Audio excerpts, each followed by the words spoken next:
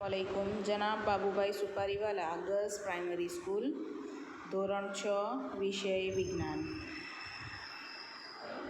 આપણે અગાઉના તાસની અંદર પુનરાવર્તનની શરૂઆત કરી હતી। પુનરાવર્તનમાં આપણે આગળ વધીએ। એમાં આપણે આજે ખાલી જગ્યાઓ જોવાની છે। અહીં આપણે પ્રકરણ 5, 6 અને 7 અભ્યાસક્રમમાં છે, તો તેની તૈયારી આપણે સારી રીતે કરી લઈએ। ચાલો। પાણીમાં ભારે અદ્રાવ્ય ઘન પદાર્થ પાત્રને તળિયે એકત્રિત થયો હોય ત્યારે તેને દૂર કરવા ખાલી જગ્યા પદ્ધતિ વપરાય છે। જો પાણીની અંદર ભારે અદ્રાવ્ય એટલે શું, ઓગળી નહીં જાય તેવો કોઈ ઘન પદાર્થ તળિયે બેસ્યો હોય કે એકત્રિત થયો હોય તો તેને દૂર કરવા માટે આપણે કઈ પદ્ધતિનો ઉપયોગ કરીએ છીએ? નિતારણ પદ્ધતિનો ઉપયોગ કરીએ છીએ, બરાબર। ચોક, ખાંડ અને રેતીના મિશ્રણમાં ખાલી જગ્યા ઘટક પાણીમાં દ્રાવ્ય છે। આપણી પાસે શું છે? ચોક, ખાંડ અને રેતી છે। એની અંદરથી પાણીમાં ઓગળી જાય તેવો પદાર્થ કયો છે? ખાંડ છે। ચાલો, રેતી અને પાણીના મિશ્રણમાંથી રેતી દૂર કરવા માટે ખાલી જગ્યાની રીત વપરાય છે। પાણી અને રેતીનું મિશ્રણ હોય તો તેને આપણે દૂર કરવું હોય, રેતીને જો દૂર કરવું હોય તો આપણે ગારણની રીતનો ઉપયોગ કરીએ છીએ। દ્રાવણમાંથી દ્રાવ્ય ઘન પદાર્થ મેળવવા માટે ખાલી જગ્યા પદ્ધતિ વપરાય છે। દ્રાવણમાંથી દ્રાવ્ય ઘન પદાર્થ, જો આપણે અહીંયા ઉદાહરણ તરીકે મીઠું લઈએ, પાણીમાં મીઠું ઓગળી ગયું હોય તો એ દ્રાવણ તૈયાર કરે છે, અને આપણે જો ફરીથી જો ઘન પદાર્થ મેળવવું હોય તો આપણે બાષ્પીભવનની ક્રિયાનો ઉપયોગ કરીએ છીએ। ચાલો, એના પછી છે ખાલી જગ્યા। દ્રાવ્ય અને દ્રાવકના મિશ્રણને ખાલી જગ્યા કહે છે। શું કહે છે? દ્રાવણ કહે છે। ચાલો, બરફને ગરમ કરતાં તેનું ખાલી જગ્યામાં રૂપાંતર થાય છે। બરફને આપણે ગરમ કરીશું, આ તો નોર્મલી આપણે જોઈએ જ છીએ, બરાબર। તો તે શેમાં રૂપાંતર પામશે? પાણીમાં રૂપાંતર પામશે। લોખંડને ગરમ કરવાથી તેનું ખાલી જગ્યા થાય છે। આપણે જોઈએ છીએ કે લોખંડને આપણે ગરમ કરીએ તો તેનું પ્રસરણ થાય છે। ગરમ લોખંડની રિંગ પર પાણી રેડતા તેનું ખાલી જગ્યા થાય છે। હવે આપણી પાસે ગરમ લોખંડ છે, એની રિંગ છે, બરાબર। તેની ઉપર પાણી રેડવામાં આવે તો તે ઠંડી પડે છે અને તેનું શું થશે? સંકોચન થશે। સંચા વડે કાઢેલા ફળના રસમાંથી બી અથવા માવાનો ગર દૂર કરવા માટે કઈ પદ્ધતિ વપરાય છે? સંચા વડે કાઢેલા ફળમાંથી એટલે આપણે જે જ્યુસ કાઢીએ છીએ તેની અંદર માવા કે બી હોય, માવાનો ગર હોય તો તેને દૂર કરવું હોય તો આપણે ગારણની ક્રિયાનો ઉપયોગ કરીએ છીએ। પાણીમાં અદ્રાવ્ય માટી અને રેતીના કણો પાત્રના તળિયે એકત્રિત થાય છે, તેને શું કહેવાય? નિક્ષેપણ કહેવાય છે। પાત્રના તળિયે રેતીના કણો જે બેસી જાય છે, આ જે ક્રિયા છે એને આપણે નિક્ષેપણ તરીકે ઓળખીએ છીએ। ચાલો, એના પછી એના પ્રકરણ છે એની વાત કરીએ। પર્ણના લીલા રંગના પહોળા અને ચપટા ભાગને ખાલી જગ્યા કહેવાય છે। પર્ણના લીલા રંગના પહોળા અને ચપટા ભાગને જો પર્ણપત્ર કહેવાય છે, સમજાય છે? શું? લીલા રંગના પહોળા અને ચપટા ભાગને પર્ણપત્ર કહે છે। પ્રકાશ સંશ્લેષણની ક્રિયામાં જરૂરી એવા પર્ણમાં રહેલા લીલા રંગના દ્રવ્યને ખાલી જગ્યા કહેવાય છે। પ્રકાશ સંશ્લેષણની ક્રિયામાં જરૂરી હોય તેવું લીલા રંગનું જે દ્રવ્ય છે તેને આપણે હરિત દ્રવ્ય કે ક્લોરોફિલ તરીકે ઓળખીએ છીએ। વનસ્પતિ પ્રકાશ સંશ્લેષણની ક્રિયામાં ખાલી જગ્યા વાયુ મુક્ત કરે છે। જો પ્રકાશ સંશ્લેષણની ક્રિયા હોય ત્યારે વનસ્પતિ હંમેશા ઓક્સિજન વાયુ મુક્ત કરતી હોય છે। વનસ્પતિ પ્રકાશ સંશ્લેષણની ક્રિયા દ્વારા પર્ણમાં ખાલી જગ્યા સ્વરૂપે ખોરાક તૈયાર કરે છે। વનસ્પતિ પ્રકાશ સંશ્લેષણની ક્રિયા દરમિયાન સ્ટાર્ચ રૂપે પોતાનો ખોરાક તૈયાર કરે છે। આ યાદ રાખીશું। શક્કરિયું એ ખોરાકનો સંગ્રહ કરતું ખાલી જગ્યા છે। જો શક્કરિયું જે છે એ ખોરાકનો સંગ્રહ કરતું મૂળ છે। વનસ્પતિમાં બાષ્પોત્સર્જનનું કાર્ય કરતું અંગ ખાલી જગ્યા છે। બાષ્પોત્સર્જનનું કાર્ય કરતું અંગ શું છે?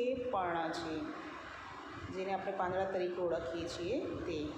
હવે આવે છે આપેલા પ્રશ્નોના માત્ર ઉત્તર લખો. આપણે પ્રકરણ 5 જોઈએ, એના પ્રશ્નોના ઉત્તર. અલગીકરણની કઈ પદ્ધતિમાં ગારણપત્રનો ઉપયોગ કરવો પડે છે? કઈ ક્રિયા છે અહીં?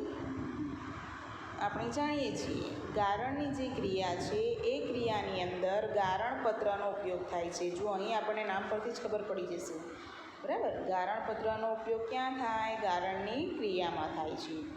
કઈ પદ્ધતિમાં અનાજમાં રહેલા ભારે અને હલકા ઘટકોને પવન વડે અલગ કરવામાં આવે છે?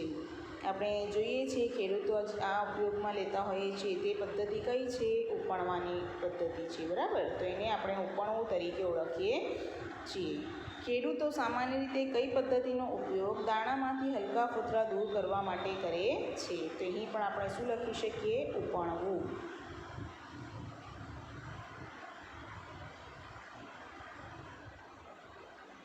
ચાલો, એના પછીનો છે વનસ્પતિ પ્રકાશ સંશ્લેષણની ક્રિયામાં વાતાવરણમાંના કયા વાયુનો ઉપયોગ કરે છે? પ્રકાશ સંશ્લેષણની ક્રિયા છે તો વાતાવરણમાંથી તે કયા વાયુનો ઉપયોગ કરશે? કાર્બન ડાયોક્સાઇડ વાયુનો ઉપયોગ કરે છે. વનસ્પતિને જમીનમાં જકડી રાખવાનું કાર્ય કોણ કરે છે? આપણે જાણીએ છીએ કે જમીનની અંદર વનસ્પતિનો કયો ભાગ રહે છે? મૂળ રહે છે, બરાબર. જેથી તેનું કાર્ય છે જમીનમાં વનસ્પતિને જકડી રાખવાનું.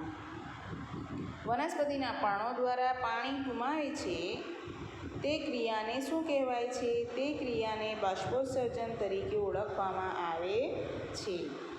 પર્ણમાં શિરાઓની ગોઠવણીને શું કહે છે? ગોઠવણી કે ભાતને આપણે શિરાવિન્યાસ તરીકે ઓળખીએ છીએ. જો કોઈ વનસ્પતિ તંતુ મૂળ ધરાવતી હોય તો તેના પર્ણોનો શિરાવિન્યાસ સામાન્ય રીતે કેવા પ્રકારનો હોય છે? જુઓ, તંતુમૂળ ધરાવતી વનસ્પતિ હોય તો તેનો શિરાવિન્યાસ હંમેશા સમાંતર શિરાવિન્યાસ હોય છે. સમજાય છે? તંતુમૂળ હોય તો એ શિરાવિન્યાસ સમાંતર હોય, જ્યારે સોટીમૂળ હોય તો એનો શિરાવિન્યાસ જાલાકાર શિરાવિન્યાસ હોય છે. અહીં આપણને કોઈ પણ પ્રશ્ન પૂછાય તો આપણે એને સારી રીતે લખી શકીએ છીએ, બરાબર.